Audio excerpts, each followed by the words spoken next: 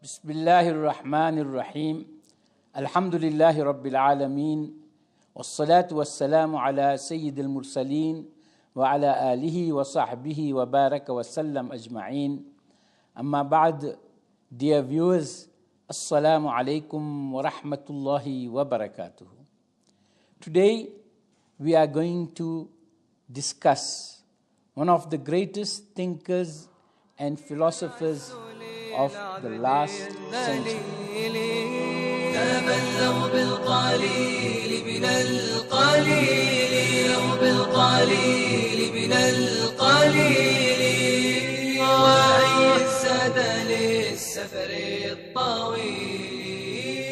That is Dr. Sir Allama Muhammad Iqbal. I will belabor you if I dwell on his early history and even his education, because he has so much to tell us through his vision, his studies, and above all, his sincere commitment to the Quran, to Allah and his Rasul. But what we have to say is that he goes back hundreds of years to a lineage which is of Hindu Brahmins, the Sapru family. His father, of course, is Nur Muhammad, and his mother, a righteous Muslim lady who brings him up in the true Islamic spirit, as he writes in his poem, which is dedicated to her after she leaves this earthly sojourn.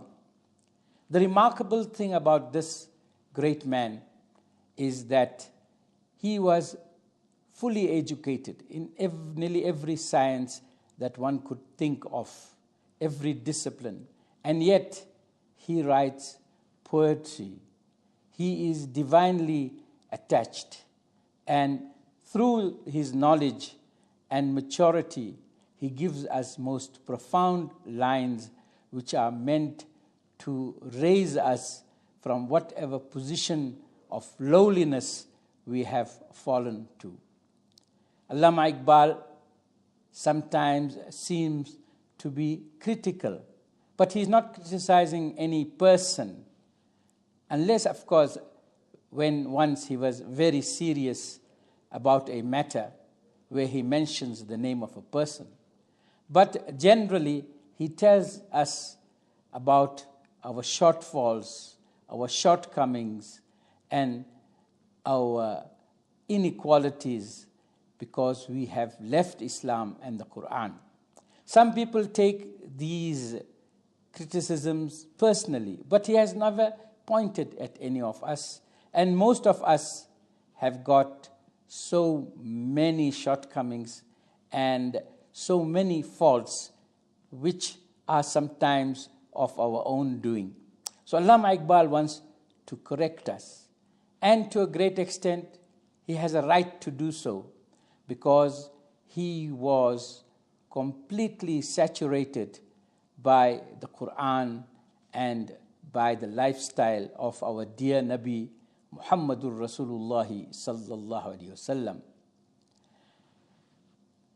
Abul Ala Maududi rahmatullah alayh is a translator and a commentator of the Holy Quran, and he describes Allama Iqbal, and he talks about his closeness and attachment to the Holy Quran. He says, whatever Iqbal has taught, he has taught through the brains of the Quran. And whatever he has seen through the eyes of the Quran. Truth and Quran were for him one and the same. And in this one thing he was so absorbed that among the theologians of his century, I have never seen any person who may have lived such a life of fana fil Quran, annihilation in the Quran, as this MA PhD bar at law. So we can see that Allama Iqbal was actually a walking, talking Quran in his own right, as if he then describes himself in these two lines. ये राज किसी को नहीं मालूम के मोमिन, ये राज किसी को नहीं मालूम के मोमिन, कारी नजर आता है, हकीकत में है Quran. Why does not anyone fathom this mystery, that a true believer seems to be one who recites the Holy Quran, but in reality, he is the Quran itself, a walking, talking Quran, a Quran in action.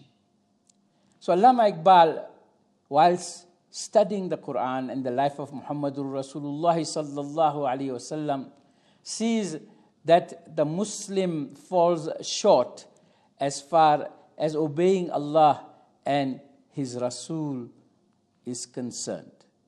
And he says that he has to now speak to the people.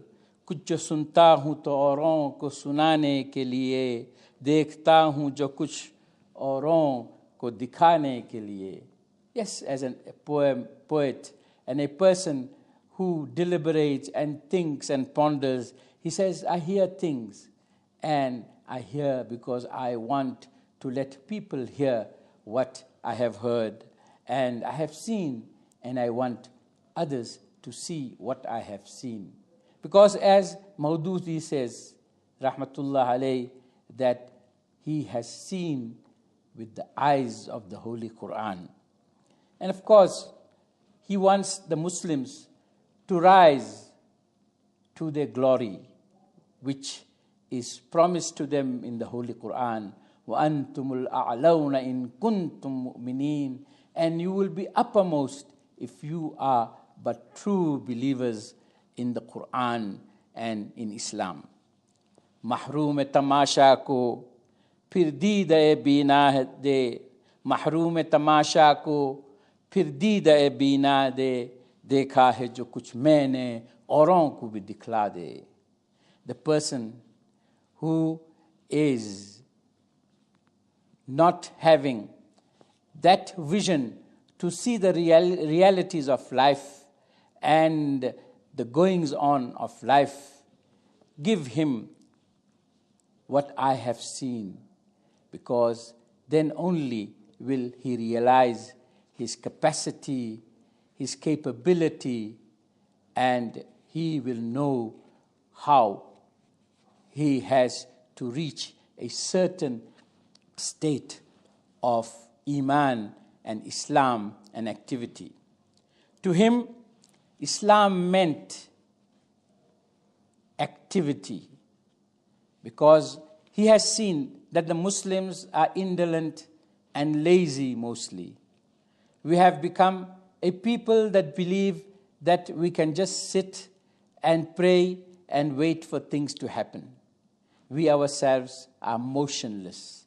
We ourselves have become spineless and actionless.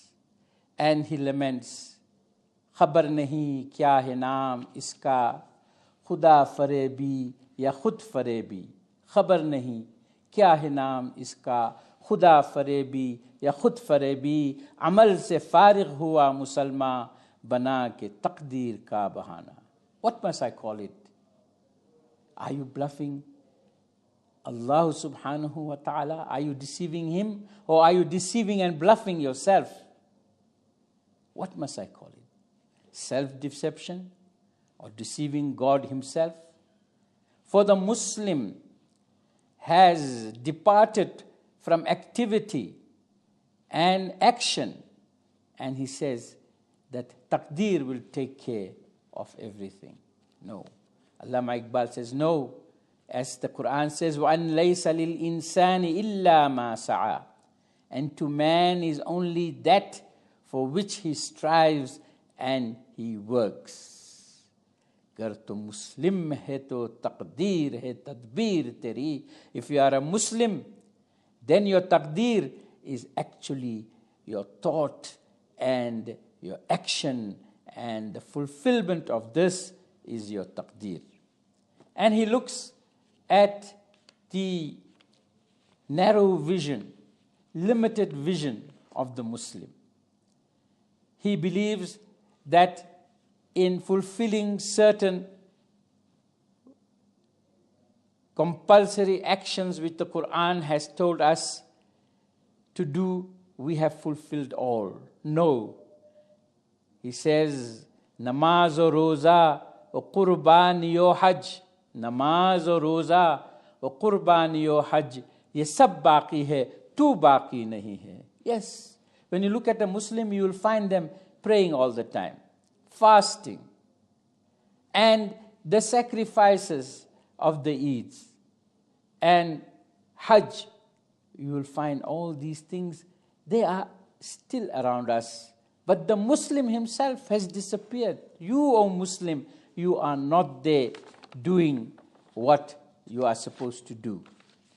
So therefore, we as Muslims, this is just the beginning of an introduction to Iqbal as to what he has to tell us through the Quran and the Sunnah of Muhammadur Rasulullah sallallahu alaihi wasallam. He wants to teach us because he believes that we are earmarked to take the leadership of the world, and therefore we have to qualify through the pages of the Holy Quran and rededicate ourselves through its study and acting upon it.